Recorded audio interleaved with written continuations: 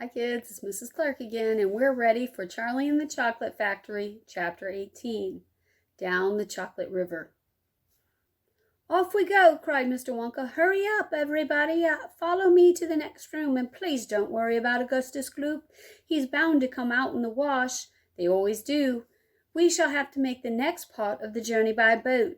Here she comes. Look! A steamy mist was rising up now from the great warm chocolate river, and out of the mist there appeared, and suddenly, a most fantastic pink boat.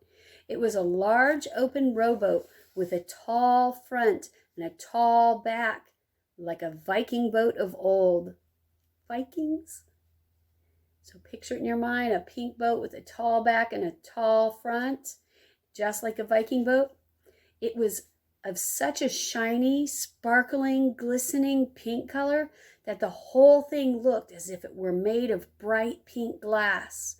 There were many oars on either side of it, and as the boat came closer, the watchers on the river bank could see that the oars were being pulled by masses of Oompa Loompas, at least 10 of them to each oar.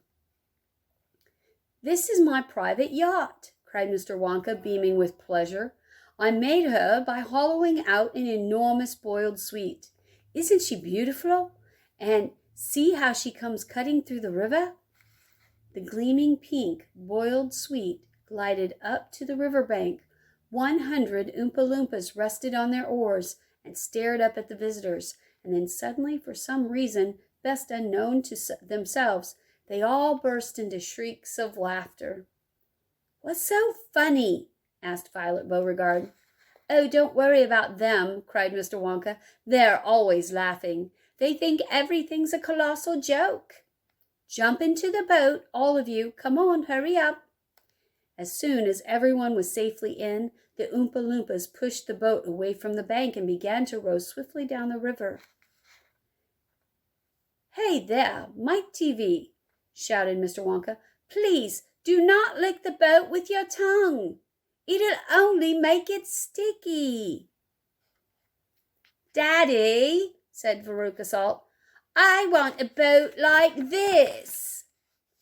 I want you to buy me a big pink boiled sweet boat exactly like Mr. Wonka's, and I want lots of Oompa Loompas to row me about, and I want a chocolate river, and I want—" "She wants a good kick in the pants," whispered Grandpa Joe to Charlie. The old man was sitting in the back of the boat with little Charlie Bucket right beside him. Charlie was holding tightly onto the grandfather's bony old hand. He was in a whirl of excitement. Everything he had seen so far, the great chocolate river, the waterfall, the huge sucking pipes, the candy meadows, the Oompa Loompas, the beautiful pink boat, and most of all, Mr. Willy Wonka himself, had been so astonishing that he began to wonder whether there be possibly any more astonishments left. Where were they going now? What were they going to see? And what in the world was going to happen in the next room? "Isn't it marvelous?" said Grandpa Joe, grinning at Charlie. Charlie nodded and smiled up at the old man. Suddenly, Mr. Wonka, who was sitting on Charlie's other side, reached down into the bottom of the boat, picked up a large mug, dipped it into the river, filled it with chocolate, and handed it to Charlie. "Drink this," he said. "It'll do you good. You look starved to death." Remember, Charlie doesn't have a lot of food. Then Mr. Wonka filled a second mug and gave it to Grandpa Joe. "You two," he said, "you look like a skeleton. What's the matter? Hasn't there been anything to eat in your home lately?" "Not much," said Grandpa Joe.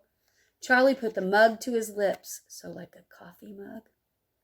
And as the rich, warm, creamy chocolate ran down his throat and into his empty tummy, his whole body, from his head to his toe, began to tingle with pleasure, and the feeling of intense happiness spread over him.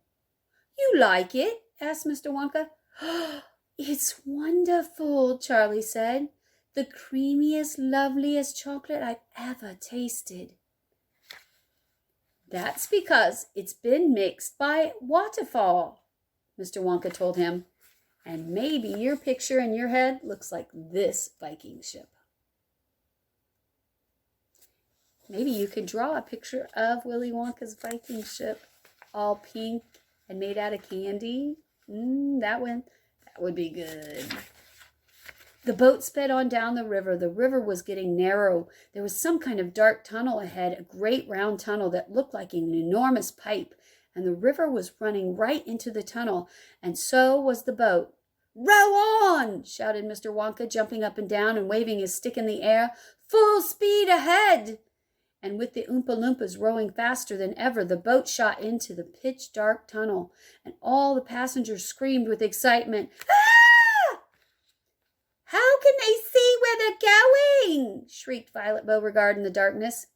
There's no knowing where they are going," cried Mr. Wonka, hooting with laughter. "Ha ha ha ha ha!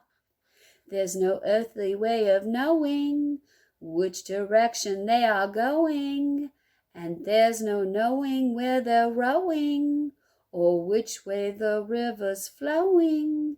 Not a speck of light is showing, so the danger must be growing, for the rowers keep on rowing, and they certainly not showing any signs that they are slowing." "He's gone off his rocker!" shouted one of the fathers, aghast, and the other parents joined in the chorus of frightened shouting. "He's crazy!" they shouted. "He's balmy! He's nutty! He's screwy! He's batty! He's dippy! He's dotty! He's daffy! He's goofy! He's beany! He's buggy! He's wacky! He's loony!" "No, he is not," said Grandpa Joe. "Switch on the lights!" shouted Mr. Wonka, and suddenly on came the lights, and the whole tunnel was brilliantly lit up, and Charlie could see that they were indeed inside a gigantic pipe, and the great upward curving walls of the pipe were pure white and spotlessly clean. The river of chocolate was flowing very fast inside the pipe, and the Oompa Loompas were all rowing like crazy, and the boat was rocking along at a furious pace. Mr. Wonka was jumping up and down in the back of the boat, calling to the rowers to row faster and faster, and still he seemed to love the sensation of whizzing through a white tunnel in a pink boat on a chocolate river, and he clapped his hands and he laughed and he kept glancing at his passengers to see if they were enjoying it as much as he. "Look, Grandpa!" cried Charlie. "There's a door in the wall." It was a green door, and it was set into the wall of the tunnel just above the level of the river. As they flashed past it, there was just enough time to read the writing on the door.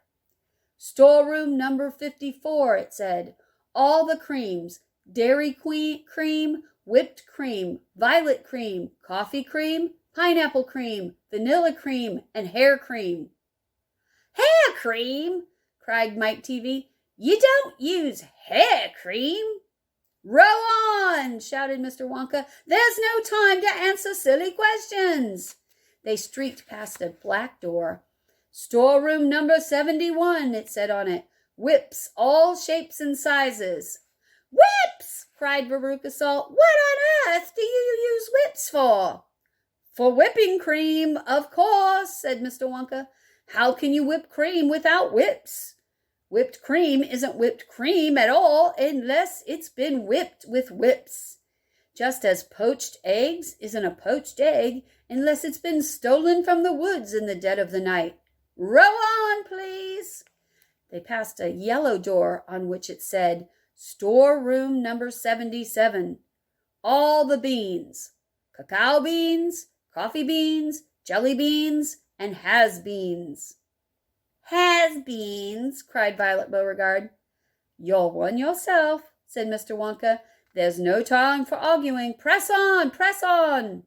But 5 seconds later, when a bright red door came into sight ahead, he suddenly waved his gold-topped cane in the air and shouted, "Stop the boat!"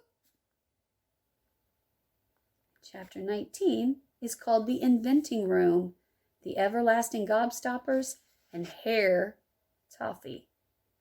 Doesn't sound good. Sounds kind of gross. If you come back, you'll find out what Chapter 19 is all about. I hope to see you then. Again, I love you.